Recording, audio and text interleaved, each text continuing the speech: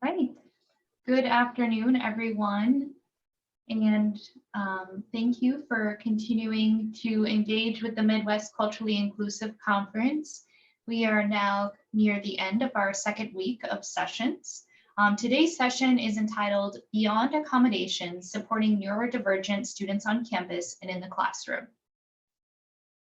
We do have some community standards during this conference. Kaden will be sharing the full list in the chat here shortly. However, I'm going to verbalize a few before we continue. Please obtain consent before taking any photos, screenshots, or copying text from today's session. If you're here for personal, professional learning opportunities or for a class, taking notes or writing reports is completely fine. Just obtain consent before taking any photos or sharing content that isn't yours. Please mute your microphone when you are not speaking. When you are speaking, please try to turn your camera on and identify yourself. Speak clearly and slowly so that our live closed captioning service is as accurate as possible. During all of our sessions in the MCIC conference, we will be using live closed captioning. If you do not see this on your screen already, you'll want to look at your Zoom taskbar and click the CC button, which is possibly under the More button, and click View Live Transcript. Please message us in the Zoom chat if you're having any difficulties. This QR code on the screen links directly to our Campus Climate YouTube page. You can use a smartphone at this time to bring it up on your device, so you're aware of where we are housing majority of the recordings. We do have 6 recordings posted there already and are working on transcribing and posting more. Most of the sessions during MCIC are being recorded to make them as accessible as possible to those who cannot attend the live sessions. We've also been posting these in the Whova app, and like I said, they will live on our Campus Climate YouTube page. If you have any questions throughout today's session, please message your hosts and co-hosts either publicly or privately. Their names are listed here. We will also be monitoring our Campus Climate email account throughout today's session and throughout the entire month of the conference. And finally, I would like to introduce today's session, Beyond Accommodations, Supporting Neurodivergent Students on Campus and in the Classroom. This session is being presented by Natasha Geyer. Neurodivergent students are the largest group of disabled students on campus, and their numbers are growing. They often face barriers that academic accommodations alone cannot fully remove. This presentation will dive deeper into the concept of neurodiversity and examine what it means to be neurodivergent on a college campus. We will look at how we as a campus community can go beyond accommodations to support neurodivergent students on campus. And now I would like to turn things over to Natasha. Thank you, Emily. Okay, let me go ahead and share my screen here. All right, are you all able to see my PowerPoint presentation there? Perfect. Okay, so again, my topic is Beyond Accommodations, Supporting Neurodivergent Students on Campus and in the Classroom. As Emily said, I'm Natasha Geyer. I use she, her pronouns, and I am the Assistant Director of Services for Students with Disabilities. So I definitely want this session to be interactive. I want you all to participate. So ways that you can do that is you can use the reactions in Zoom to raise your hand. If I see a hand raise, I will call on you. You can unmute your microphone to speak. If you do unmute your microphone to speak, I appreciate it. If possible, you can also turn on your video and identify who you are. You can use the chat to respond to or ask questions. We'll have some whiteboards so you can record your answers on the whiteboards, and you can use the Zoom reactions. Some things that I need from you during this presentation to make things go smoothly and successfully is please ask me to slow down if I am talking too fast. I am known to be a very fast talker, and when I get excited about a subject, I speak very quickly, and I ensured that I only drank 1 cup of coffee today so that this wouldn't be too huge of a problem. Please turn on your camera if you're willing and able to. It's so much nicer to speak to faces than kind of to the void. So if you are able to turn on your camera, please go ahead and do that. If you're finishing up your lunch and you want to wait until you don't have food in your mouth, that's totally fine. Ask questions when you have them. I'll have time at the end for Q&A, but if you have questions at any point in time, feel free to ask them. If you have insight or experience to some of the things that I'm talking about and you want to share that with the group, please do. And then of course, tell me what you need. So if there's anything you need from me or the presenters, or excuse me, the host, please let us know so that this presentation can be as effective for you as possible. So some of the things we're going to talk about today is we're going to define neurodiversity. We're going to examine what we think about neurodivergence. We're going to identify barriers that neurodivergent individuals face. We're going to discuss supports for neurodivergent students, and then we're going to reflect on how we are supporting neurodivergent students and how we can improve inclusivity across campus. So we had that poll at the beginning, and I'm going to go ahead and share those results. So it looks like most people are somewhat familiar with neurodiversity. There's a couple people who haven't heard of it, but most people have at least heard of it and know a little bit about it.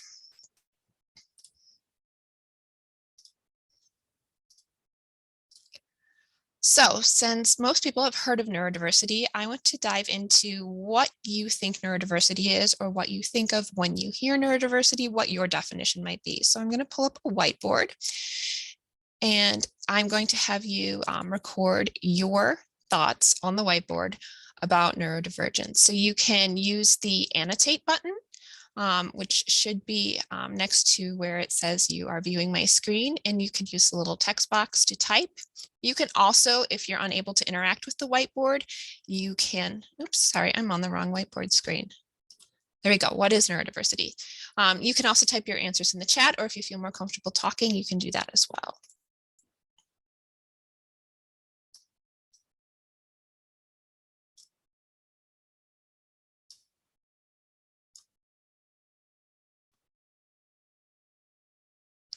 So we have learning styles, or learning abilities and styles.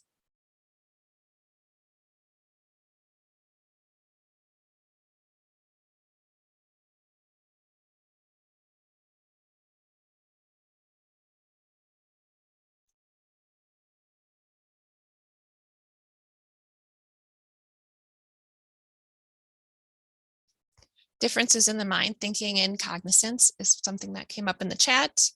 Diagnoses impact social, behavioral, emotional, and cognitive spectrum. Different ways of thinking about the world.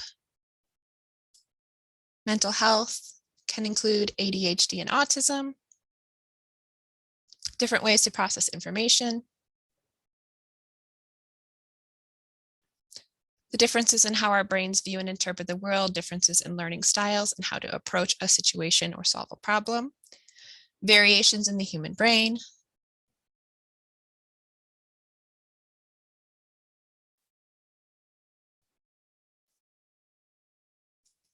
Lots of great answers here, and you guys are absolutely right on track. Oops, let me get back to my PowerPoint. So there's quite a few terms that we're going to define when we talk about what neurodiversity is. The first one is neurodiversity, and you guys were right on track. It's a term that encapsulates the diverse expression of human neurological development. So that results in a wide variety of sensory abilities, perceptual abilities. Basically, neurodiversity is the natural differences in our brain, or the variation in neurocognitive functioning. Neurodiverse is another term that you'll hear when we're discussing neurodiversity. Society is neurodiverse, meaning it's made up of both typical and atypically functioning brains. Neurodivergent, those folks that have a condition that renders their cognitive functioning significantly different from the typical range would be considered neurodivergent, whereas neurotypical are those that have sort of the socially acceptable range of neurocognitive functioning, the majority brain, or the typically functioning brain. Sometimes I refer to this as the privileged brain, because much of the world is designed for the typical brain. And then when we talk about neurodiversity, there's also the neurodiversity movement. So there's the term neurodiversity, and then there's the movement towards using the term neurodiversity. The movement advocates for the rights of neurodivergent people It applies a framework or an approach that values the full spectra of differences and rights such as inclusion and autonomy for neurodivergent folks. So the movement adopts a spectrum or dimensional concept to neurodiversity in which people's neurocognitive differences largely have no boundaries. The neurodiversity movement springs from existing stigma surrounding medical categories that often evoke negative stereotypes or stereotype behaviors. So oftentimes when folks will say, like, for example, when I say I have ADHD, oftentimes that brings up a very stereotyped image in folks' minds. They think someone who can't sit still, someone who can't concentrate, someone who's kind of always off in a dream world. Whereas when I say I'm neurodivergent, that means my brain functions differently than other people's brains. It processes information differently. It doesn't necessarily bring up those stereotyped views. And neurodivergent individuals are trying to reclaim those diagnoses by changing their meaning into this affirmative construct. The neurodiversity movement calls for us to celebrate diverse brains of individuals who think, learn, and behave differently, just as we celebrate diversity among different cultures or appreciate biodiversity in nature. The neurodiversity movement calls us to celebrate diversity in our brains.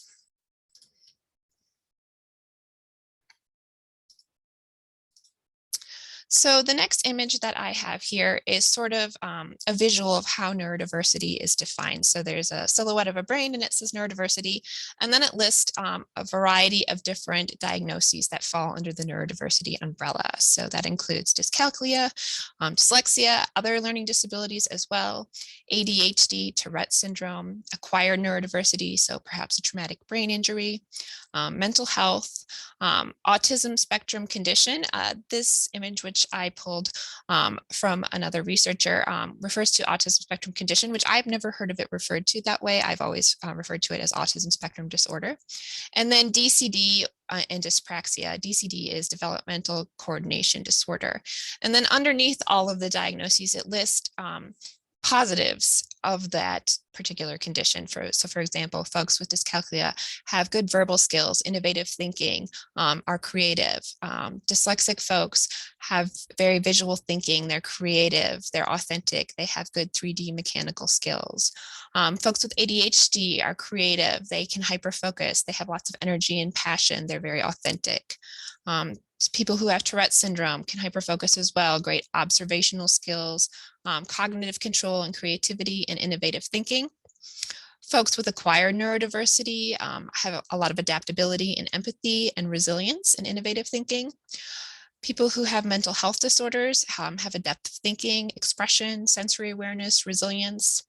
Folks on the autism spectrum, positives are concentration, fine detail processing, memory, honesty, sensory awareness.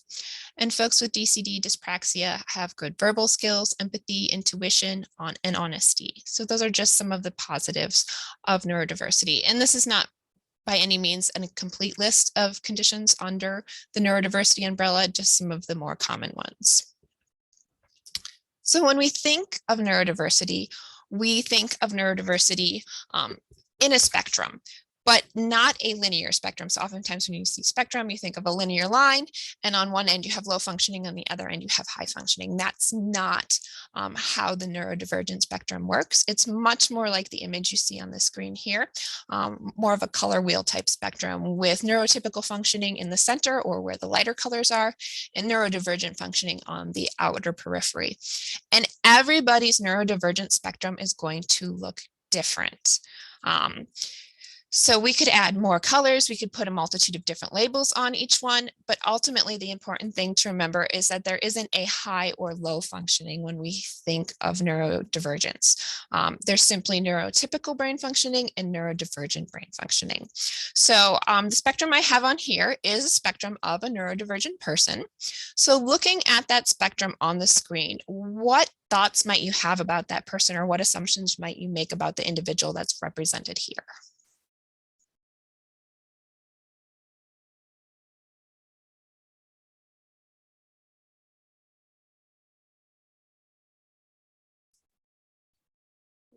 Excuse me, this is Erin. I actually don't have a lot of experience like interpreting this, so this is going to be me guessing. It's just an average person now. So based on how you described how it works, I would guess that this person has a harder time with attention, whether that might be like maintaining attention. Maybe it could be that they have hyper focus, those types of things. Information processing, potentially taking longer to interpret information, needing more time to actually get their response out. And maybe it has to do with how they interpret versus like written or verbal information. Memory, maybe having a harder time with like short-term memory or even maybe engaging in long-term memory. And then I don't know specifically what language means, but maybe that's more of that verbal versus written portion as well. So kind of highlighting those as the areas that like as a student, maybe this person might utilize those additional resources and tools for those specific kind of areas of their brain.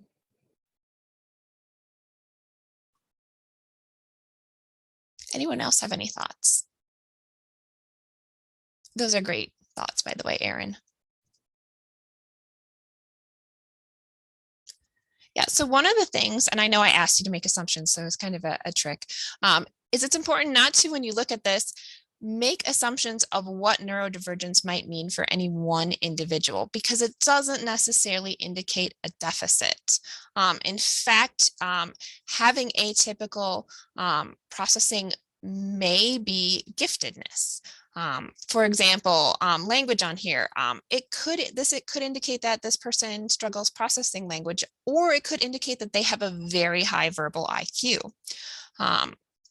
The information processing might mean that they're slower at processing information, or it could mean that they can process a lot of information at one time. Attention might mean that they do have difficulty focusing on a task or paying attention, but it could also mean that they are very good at hyper-focusing or multitasking, or all three. One thing I want to point out is that a lot of neurodivergent folks are twice exceptional, meaning that they have a diagnosis that falls under the neurodivergent umbrella and they're gifted in one or more areas. And so when you see these kind of bright colors, and I do love that the neurotypical functioning is kind of the light color and that the neurodivergence is bright colored, it doesn't mean that it's a deficit for that person. It just means that it's outside of typical. So it's important to note that also that neurodivergence has always existed, right? We have a name for it now, we have diagnoses for it now, and we're getting better at recognizing it. But humanity has always been neurodiverse, and that's a good thing. And the reason that humanity has always been neurodiverse and the reason that neurodiversity persists is because neurodivergence has evolutionary advantages. For example, the ability to systemize may have helped prehistoric individuals with autism be highly adaptable, or an individual with dyslexia's three-dimensional thinking skills might have been really useful in pre-literate cultures in designing tools or plotting hunting routes and constructing shelters. High energy and creative expression might have increased reproductive success in individuals with mania, which is definitely a potential evolutionary advantage. Hyperactivity, distractibility, and impulsivity displayed by folks with ADHD can have been useful traits in hunting and gathering societies, in searching for food, or quick response to environmental stimuli and hunting prey. Can anyone come up with some other examples of neurodivergence as a strength?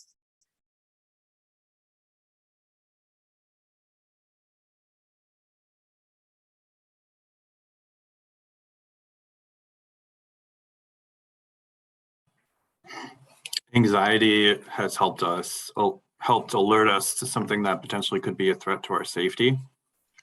Yeah, that's a great example. People who are potentially more vigilant about their surroundings may be able to warn others who maybe aren't as vigilant about their surroundings.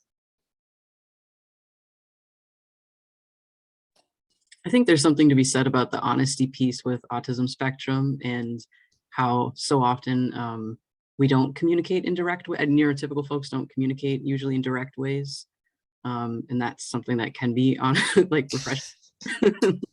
Absolutely. Right. Sometimes it's like, what are you trying to just tell me what you mean? You know, and we try and talk around in circles or don't want to hurt anyone. And that authenticity and that honesty is sometimes very refreshing. There's a comment in the chat that anxiety helps people be super organized and plan ahead. And honestly, that's like having Erin in our office being super organized and planning ahead is very helpful for the rest of us. Yeah, definitely. I know people in computer science often recruit neurodivergent folks because the ability to think in different ways, identify patterns, those attention to details are often really helpful in computer programming. So part of the puzzle in wanting, Deirdre, were you unmuted? Did you want to share something?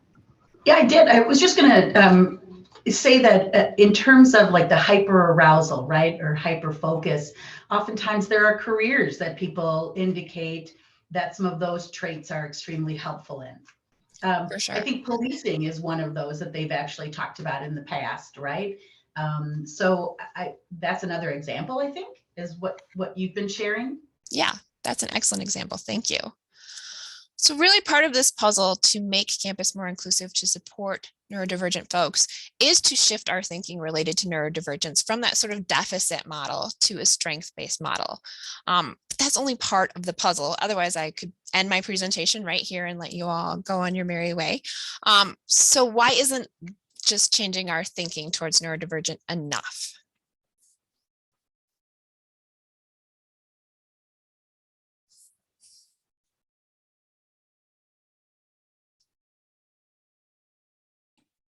Because there have been institutional barriers that have been created that Absolutely. favor neurotypical. Absolutely. It is a neurotypical world. So the world, education in particular, is designed for the neurotypical mind. And why we can change our thinking about that, until we change the environment, there's still going to be barriers in place, right? If we look at the medical model of disability, which we want to get away from, where we say disability comes from within the person, it's a deficit, to the social model of disability, where we say disability happens because the world around us is inaccessible, that is kind of where we need to go next. So it's a neurotypical world, and so we need to make adjustments to the world. So some statistics to kind of look at. So the number of identified neurodivergent individuals is increasing. As we get better at diagnosing and recognizing neurodivergent conditions, and I say identified because neurodivergent folks have always been there, they just haven't necessarily been identified with a diagnosis, and there's plenty of neurodivergent folks out there who do not have a diagnosis. We've made improvements in diagnostics, and that's helped us realize that neurodivergence is incredibly diverse. I always say if you've met one neurodivergent person, you've met one neurodivergent person. We also know that autism and ADHD present very differently in females than it does in males. And we have not been historically great at recognizing that. In fact, most of the diagnostic measures for autism and ADHD have been norm referenced on an entirely male population. So we need to get better at recognizing neurodivergence, and we're getting there.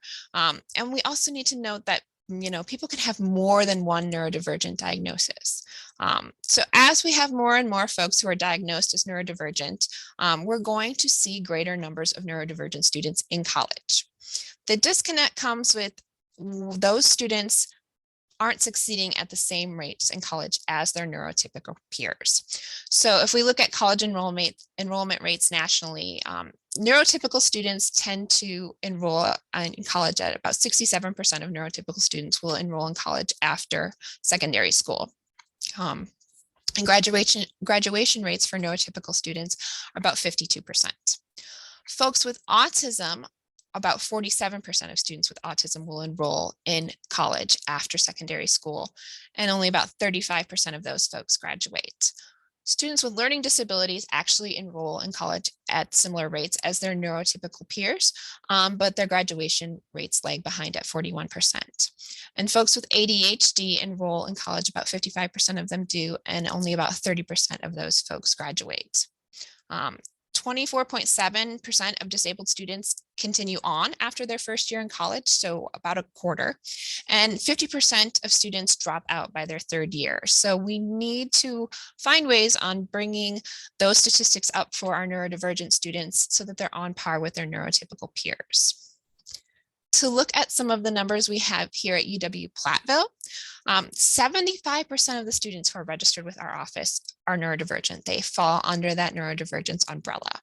Of those 75% of those students, 38.8% have ADHD, 30.6% have a mental health disorder, 20.7% have a learning disability, 8.9% have autism spectrum disorder, and 1% of those people have an acquired neurodivergence. That does not include secondary disabilities, right? So these would all be their primary disabilities that they listed. If we look at secondary disabilities, 60% of the students enrolled with SSWD have mental health listed as a secondary disability. 14% have ADHD listed as secondary, 2% have an acquired neurodiversity, 18% have a learning disability, and 4% have autism spectrum disorder as a secondary disability. And absolutely there's overlap between those students whose primary disability falls under the neurodiversity umbrella and whose secondary disability falls under that umbrella. It's very common for students to have comorbidities. Folks on the autism spectrum often have ADHD or mental health diagnoses, and it's very common to have more than one learning disability. But we have a lot of students who are neurodivergent on our campus, and we have a lot of people who work on this campus who are neurodivergent. So let's look at some of the barriers faced by folks who are neurodivergent. One of the big struggles that students coming from high school to college have is transition. And that's not just neurodivergent students, right? Every student has to make that transition, and there are struggles and barriers along the way for everyone. Part of the issue is that there's much less structure in college. It's more socially complex. Students who had IEPs in high school had accommodations that were often related to success, which aren't always available in post-secondary education. And so students end up coming to college and they spend a lot of time in solitary, unstructured activities, which can make things difficult. They may not also be skill ready. IEPs generally focus on academic skills and not transition skills like self-advocacy and navigating adult social situations. Take all of that and compile it with now you're living independently for the first time, you're managing new routines while adapting to the rigors of college. That can exacerbate struggles that are already there. Thank you, Erin, for pointing that out. IEP is an individualized education plan. That would be the accommodation plan that they would have in high school. One area that plays a big role in transition is self-determination. A 2014 study of Dutch neurodiverse students transitioning to post-secondary education indicated that students had difficulty with managing the amount of change and struggled to determine the potential consequences for their options. So there's all this change, all these choices, and they struggled to kind of figure out, if I make XYZ choice, what might be the outcome of that? They also reported that they were afraid of leaving their familiar routines, the locations they knew, the people they knew. And when they got there to college, they tried to create new routines immediately. However, the lack of structure and unpredictability of higher education compounded difficulties that they had in time management and organization and slowed down developing those new routines. The frequent and unexpected changes in college posed major difficulties and required a significant amount of time and energy. So the newness and the volume of new activities caused many of those participants in the study to feel very overwhelmed and caused them to struggle with activity management. Just 2.6% of students on the autism spectrum played a leadership role in their transition planning from high school to college. Consequently, when they got to college, college was frequently the first time that students on the spectrum had to be accountable for knowing what their rights were, requesting accommodations, potentially educating others about their disability, and communicating their needs to others. As neurodiverse students often don't actively participate in transition planning, they're more likely to struggle with self-determination. Self-determination components include independence, self-advocacy, self-efficacy, and self-management. And research has shown that self-determination is a key predictor for successfully transitioning to adulthood in both neurotypical and neurodivergent students. So for neurodivergent students, understanding their disability, including their strengths and weaknesses, has been found to be very critical to self-determination. Students who don't just display self-determination behaviors often frequently overestimate their abilities. And these students therefore maybe don't request accommodations or use self-advocacy skills until they experienced a failure in college. Another important skill to transitioning to college is self-advocacy. So post-secondary students in the United States are covered by the ADA, the Americans with Disabilities Act. And in large part, it relies on self-advocacy and demonstration of need provided by that individual with a disability. Academic services for college students or accommodations for college students are typically limited to accommodations that don't alter the curriculum, while K-12 students fall under IDA, the Individuals with Disabilities Education Act, which does not require them to self-advocate to receive services and accommodations, and often provides accommodations that are geared towards success rather than access. So under the ADA, students in college have to self-disclose, provide documentation, and request services and accommodations. Students who do this, who disclose and self-advocate their disability during their freshman year of college, are more likely to graduate than those who do not disclose until later in their college career. Another struggle folks might have in coming to college is developing their disability identity. So hesitancy to self-disclose a disability identity is also a barrier that many neurodivergent students are facing. And that can delay self-disclosing and requesting services and accommodations until circumstances have brought the issue to the surface. So until there's a problem, until they've dug themselves a hole that they now have to dig themselves out of. In a 2018 study of students on the autism spectrum, 25% of the students delayed disclosing their diagnosis to disability services because they wanted to avoid stigma associated with being on the autism spectrum. Students who disclosed to disability services often ended up not disclosing to faculty and peers due to negative past experiences or negative recommendations they received from others, or fear of stigmatization, rejection, or prejudice. And many students were hesitant to disclose their neurodivergence to their social contacts due to ignorance and generalizations that were made, privacy concerns, and the lack of support or the desire to make a fresh start. In another study, students who received an autism diagnosis early in life and incorporated autism into their identity showed greater comfort with themselves and a more positive sense of identity. Students who had not yet incorporated autism into their identity were much more negative and routinely used negative language such as cross-wired, something wrong with me, or abnormal when describing themselves. That negative language is really reflective of that deficit-based model of neurodivergence, where folks who are neurodivergent are viewed as flawed or deficient. It also reflects an assumption that disability is something that's binary, where a person is either disabled or not disabled. Whereas if we know, we just looked at that spectrum, that can vary widely for each person, and students can be very capable in one area and may have struggles in another area, but that area may also have strengths for them.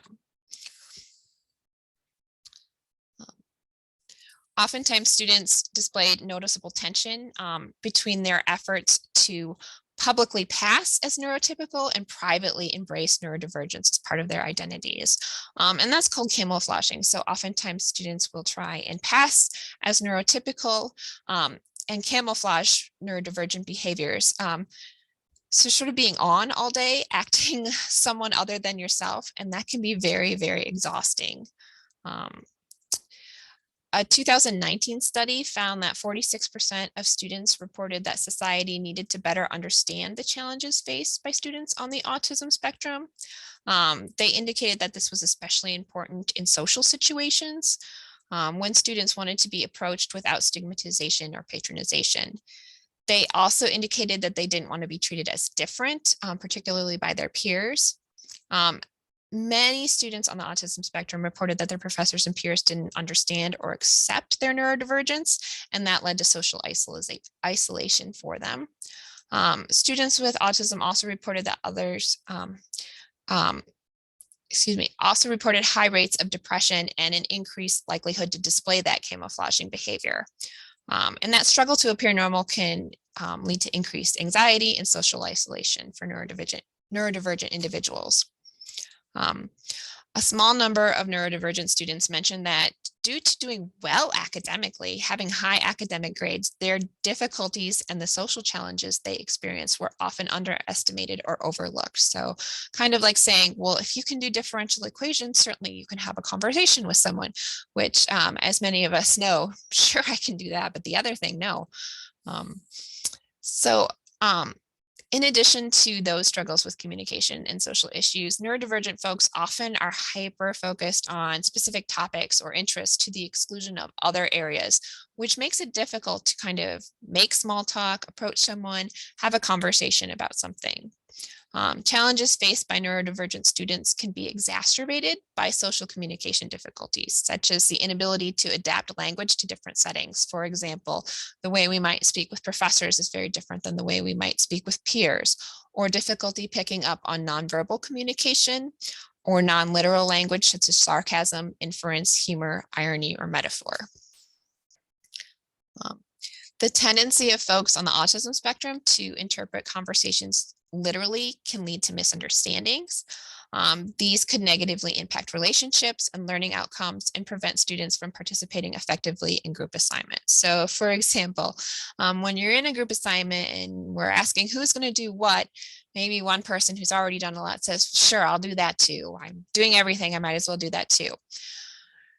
Now, if you understand sarcasm, you know that I don't want to do that thing, right? Like I'm already doing enough. I want someone else to volunteer to do that. If you don't understand sarcasm, you might think, oh, great, Natasha's going to do that as well. So just kind of being clear in your communication. If you're like, why isn't anyone jumping in to volunteer? Maybe you need to make it clear that I'm joking. A 2017 study found that 75% of college students on the autism spectrum reported that they felt left out, isolated, lacked companionship, often or some of the time. 58% of the participants disclosed that they hadn't had a romantic relationship while at school. And over a third of the students indicated that they were slightly to very dissatisfied with the number of close friends that they had. Another 2014 study found that neurodivergent students were aware of their social struggles. They were aware that this was happening, but they reported fear of saying the wrong thing, which in turn caused them anxiety and stress, and then negatively impacted their confidence to engage socially and invest in maintaining friendships. Social contact for those students was often limited to a few on-campus meetings. And those students indicated that they were lonely, but struggled with how to end that social isolation. Additionally, students reported that they struggled with reading social cues. So they mentioned not knowing when it was acceptable to ask a question in class, how to talk to their professors after class, and how to start and maintain conversation. In a separate study in 2019, 72% of students on the spectrum indicated that their current relationships weren't meaningful. 50% said they didn't have any friends. However, their motivation to form friendships was similar to their neurotypical peers. 42% of the students reported experiencing social isolation, loneliness while at university, and 31% of them indicated that social activities were too unpredictable for them, or that they seemed forced or did not offer much diversity for people with different interests. We also know that folks who are neurodivergent can have some academic struggles. Those struggles include complete absorption in one class to the exclusion of others, the inability to self-pace, frustration with the faculty for lack of clear instructions or expectations. 12% of students on the autism spectrum reported struggling with perfectionism. So therefore they vacillated from feelings of success to failure, and reported struggling knowing whether their work was good enough. Additional challenges reported by neurodivergent students include struggling with group work, time management, organization, processing speed, inattention, and motivation. And those play right into executive functioning skills. So executive functioning skills include goal setting, sequencing, organizing, prioritizing, and self-monitoring. So neurodivergent individuals can experience self-regulation deficits, which can lead to inflexibility, poor impulse control, poor time management, lack of motivation, or impaired goal-directed behavior. And another big thing that neurodivergent folks experience, but we often don't even realize is happening around us, is structure and sensory issues. So both parents and students on the autism spectrum reported that they preferred structure and routine. In comparison with high school, lack of structure at college can create problems for those students. In addition, sensitivity to routine changes. Neurodivergent students also experience struggles with sensory issues, including sensory overload, which affected academics as well as motivation to participate in social events. In a 2018 survey, students indicated that sensitivity to noise, lights, and odors on campus sometimes interfered with their ability to cope or study on campus. They reported sensory overload stemming from flickering lights, keyboard clacking, and other disturbances, which often led to avoidance of noisy places such as the cafeteria, bars and restaurants off campus, or the library. So sensitivity to sensory input can impact a student's ability to cope in education settings. And furthermore, when they engage in coping behaviors that may be misrepresented by staff or peers. So for example, wearing headphones or earplugs in a noisy place might signal to neurotypical folks that this person doesn't want to be here, or they don't want to pay attention, or don't want to listen. But really what they might be doing is trying to block out all that extra sensory information so they can pay attention and listen. Another struggle that we see students who are neurodivergent face is accessing resources and supports. So due to the range of supports needed by neurodivergent students and the fact that campus resources, as we notoriously know, are not necessarily provided in a coordinated fashion or in one location, neurodivergent students often reported that they had to navigate a lot of those resources on their own, or go from one location to another to get all the supports that they need. We know that neurodivergence doesn't just affect students in the classroom, and therefore those students have to cross many different departments, such as housing, counseling, services for students with disabilities, tutoring, the registrar's office, financial aid, academics, etc. And it can be really overwhelming to try and navigate among those silos and say, well, I just talked to XYZ person about this, and now I'm talking to you about this, and now I'm talking to you about this. And sometimes that can get exhausting and folks just give up. What neurodivergence might look like in the classroom. So students who are neurodivergent might display behaviors in the classroom that look like inattention or they're bored. That might include repetitive behaviors or stimming. So I was once in a speech class in high school, and we recorded ourselves giving the speech, and it was like a group speech. So there were parts where we were sitting down. In the recording, I did not notice, but the whole time my leg was going like this, and I looked like I wanted to get the heck out of there. Literally did not know I was doing it. Oftentimes neurodivergent students will engage in stimming or fidgeting. It may be intense focus on topics of interest. So it might be that student who wants to talk about the Spanish Inquisition to the exclusion of all else. It can be unexpected emotion when stressed. So students not reacting how you would predict they would react when they, don't do well on a test or exam. It can be organizational struggles or difficulty with group work or lack of awareness of body space. So why do we need to go beyond accommodations? Why aren't the accommodations that SSWD gives to students enough to make the university inclusive and provide access for these students?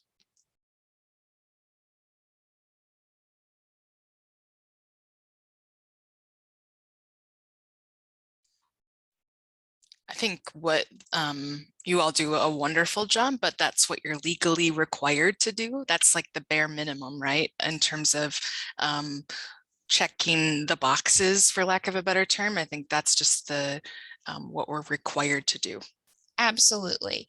And as Soraya said in the chat, there are so many things on campus that we can't make accommodations for. So the purpose of academic accommodations that are legally required by the ADA in Section 504 are to remove institutional barriers that prevent equal access. So while we can put accommodations that provide access, we cannot change the structure of education or how a course is laid out or change societal norms. And just as Alicia said, that's the bare minimum.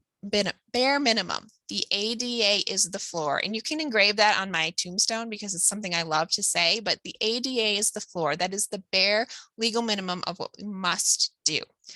We don't have to stop there. It's not the ceiling. Additionally, there can be a significant number of undiagnosed neurodivergent students in post-secondary education, or students whose neurodivergence doesn't rise to the level of the legal definition of disability, but could certainly benefit from some things that we can do for folks. And we know about the curb cut effect, right? We know that things that we do for students with disabilities can benefit their non-disabled peers. For example, a lot of the things that we can do to help neurodivergent students navigate social situations or resources on campus can help first generation college students or BIPOC students. So some of the things that we can do outside of the classroom are transition programs where students can practice self-advocacy, get to know the structure of college, meet other students, practice their skills, understand how to use resources. And these worked better when they were attached to a specific institution that the student was going to attend and happened relatively close to the beginning of their start of college. We can also have mentoring for students, skill support programs, disability awareness programming, which is what we're all sitting in here doing right now.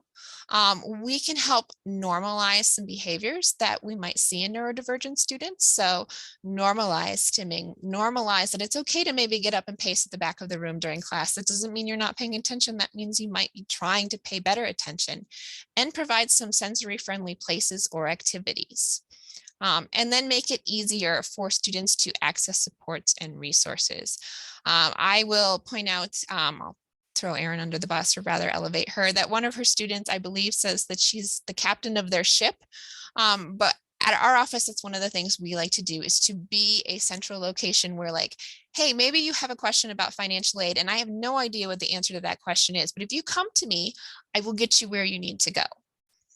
Co-captain. Thank you, Erin. And Erin also pointed out that it's exhausting to constantly trying to have to ask for something that could just be built in. It's hard to keep saying, I'm not typical, this doesn't work for me. Whereas if we just are more flexible in general, students don't have to take that extra mental energy to do those things. For classroom supports, we can engage in transparent pedagogy. So we can let students know, what does success in this specific class look like? We can provide templates, examples, multiple ways to demonstrate learning or give choices, provide specific explicit instructions for organizing information and completing assignments, develop a clear written plan for assignments, a detailed schedule, expectations for how to communicate with the professor. I think that that's very important. Oftentimes professors are like, well, they didn't talk to me. If we're not sure how to talk to someone and we're afraid of them because they have power over us, that can be very difficult. Whereas if professors say, you know, I have office hours from 3 to 4 every day, please come and visit me, or even make it extra credit or a requirement for that student to contact them in one way, that just makes it easier for that student to, I've done it once, I had to do it, I was given a specific task, and I can do it again. Having clear and predictable classroom routines is important. Providing an overview at the beginning of class of what's going to be covered. Having clear and consistent expectations for class participation. How does that look? Do professors want you to raise your hand? Do you want them to write down questions? When do you ask questions? Throughout, at the end? And then assess environmental sensory triggers. Go sit in your classroom and close your eyes and listen and feel what other things might be happening in that room. Allow students to have sensory or comfort items with them. And then at the end of a presentation, wrap it all up. The last thing I'm going to quick cover before we jump into our next kind of area of you guys getting to talk with each other is helping students with group work. Help students find groups. Canvas has this lovely button where you can randomly assign everybody in your class to a group and you just click one thing. Or you can have luck of the draw, have them pick up a piece of paper at class, the beginning of class, and there's maybe a stamp on it, and everybody with the blue stamp is going to be in a group today. Have them sign up for groups based on interest, or survey them with who they would like to work with. And then when they're in a group, help them figure that out. Divide up the work. Are there roles? Is there someone who's going to be the researcher, the group leader, the presenter, the timekeeper? Be flexible when scheduling meetings. How to make decisions about workload. Help groups make those decisions. Help groups share personal contact information so they know how to talk to their group outside of class, and adopt a collaborative mindset. So with that in mind, we're going to do a group activity. So I am going to have Kaden throw you all in breakout rooms. And in your breakout room, I want you to introduce yourself, and then as a group discuss ways we can support neurodivergent students or staff on campus. So that could be things we could do, things your department could do, things you could do as an individual, and because, hey, we already do a lot of great things here, things we might already be doing. So I'll give you like 3 minutes to do that, and then I'll have you report back to the group. So Kaden is going to put you all in a breakout room.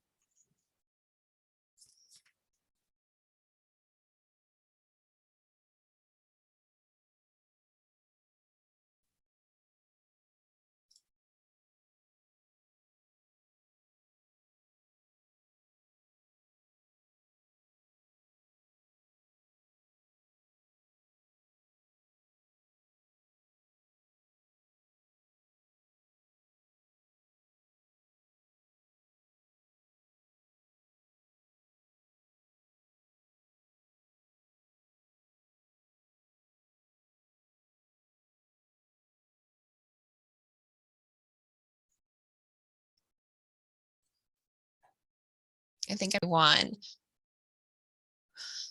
So I want to give the last few minutes for any groups who would like to share some of the things that they came up with the larger group as a whole. And feel free to just go ahead and unmute yourself or throw what you talked about in the chat. Hi, this is Erin. I'll go ahead and contribute. So in our group, we were talking about, especially for classes that are via Zoom, and how easy it is to potentially do like a poll or get some of that more anonymous feedback. So not like necessarily the whole class sees it, but you could definitely transition it into an in-person as well. But getting that feedback from students of like, is this working for you? Whatever that activity might be, or how something's being presented, kind of getting that feedback from students, like, is this working? What else can I do to help you? Kind of what else can I provide? So really, as you kind of presented today, Natasha, getting that feedback from somebody versus actually just like assuming like, yes, this of course has to work for everybody, or like, because I see that the student kind of experiences this, that means I know that they need this as well. So I thought that was super great, and that wasn't something I came up with. That was something already actually happening in a Zoom streamed class. Awesome, thank you. I had a group, this is Deirdre, and I was in a group with Molly and Jackie, and what we talked about a few different things, but most importantly, Jackie is a student on campus here who's going to be an educator. And so she was making a reference to learning about this and then thinking about what her classroom is going to be like, what she can do for her classroom. So I think about that's an example of what one individual can do, right? Be more knowledgeable and prepare. We also talked about how the things we are doing with your program, your department, Natasha, and just the work that you do in terms of accommodating students, but also educating the rest of us who aren't familiar. And I had never heard of ADA being the floor, the bottom, you know what I mean? I always thought about it as it was the ceiling. But then when I also shared too, like what I could do in my department or what I could do even individually, I was looking at my office as you were talking, thinking, you know, do I have too much stuff in here? Is it kind of that overload? Maybe I should think about that a little bit. So that's probably just one example, but lots of other things I could probably come up with too. Awesome. Thank you for sharing. It is 101, so I do want to be respectful of folks' time. I'm willing to stay if anyone has questions or comments that they want to share. My email is geyerin@uwplatt.edu. So if you have questions you want to ask me offline, you can shoot me an email. But if anyone has any questions or comments right now, I will take them.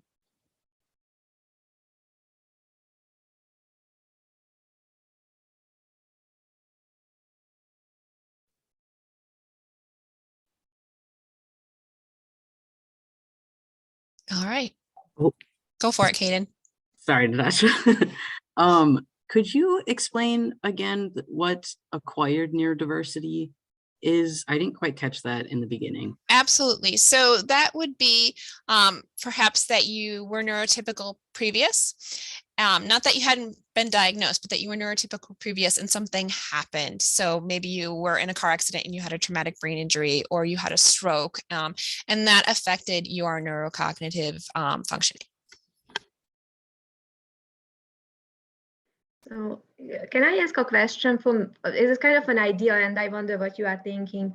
You know how we have on campus training for being an ally for LGBT students, and then we can put something on our door. Yeah. That ally.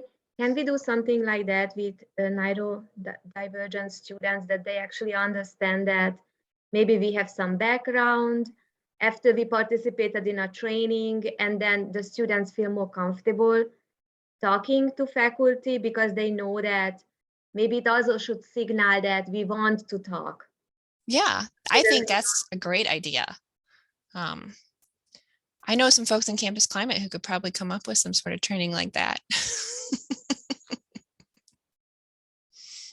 Yeah, absolutely. I think that's a great idea. And that's something that I was in a group with Kate and Laura, and they had also suggested not only for ADA compliance, but just in general, talking about these things. And so that way faculty in particular know what to expect as part of the classroom environment, but of course, just to be supporting neurodivergent students in general.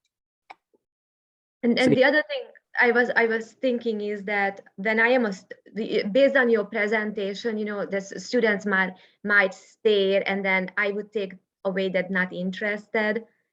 You know what I mean? So the communication would be so important for faculty to know. I mean, we are getting the accommodation things, and honestly, that's the easier to do. Double time on the exam, that's not, you know, that's easy. Mhm.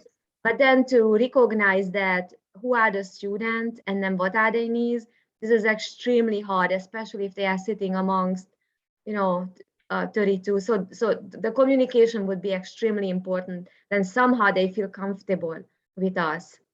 Right. I agree. I always think it's a great idea when faculty say that, you know, these are my office hours and I require everyone as an assignment to come to my office hours once within the first 2 weeks of class. Because that gives them an opportunity to be like, okay, I know how to talk to this person. I know where to go to talk to this person.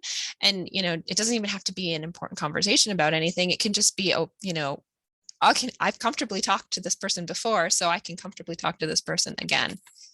Can I push back on that a Sure. little bit? So like some semesters I have 120 students. Absolutely. I don't want to do that. There would be maybe more reasonable to target students. Yeah. So you know what I mean? Mhm. Because otherwise there's just, especially in the beginning of the semester, it eats up all your time. Not that I wouldn't like to, I think it's a fantastic idea. It is just, I don't know if, especially with those huge number, you know, Mhm. classes, my below. Yeah. So it would be I nice mean, if I taught students- one section of Intro to College Life last semester, so, you know, that was like 20 students or so that probably wasn't as hard. But I think you could do it other ways, either like have them fill out a little questionnaire or a survey and, you know, briefly respond to it with one line or something like that, just so they know that, oh, hey, they read that I liked the Marvel Cinematic Universe and they also enjoy Spider-Man. Just that kind of point of connection. I like Emily's response. Maybe there could be an alternative option. You are required to email me and introduce yourself or something like that.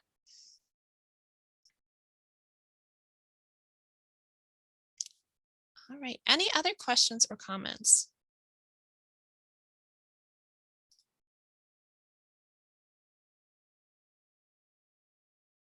Well, thank you all for coming today. I appreciate your participation, and I hope to see you at further MCIC events.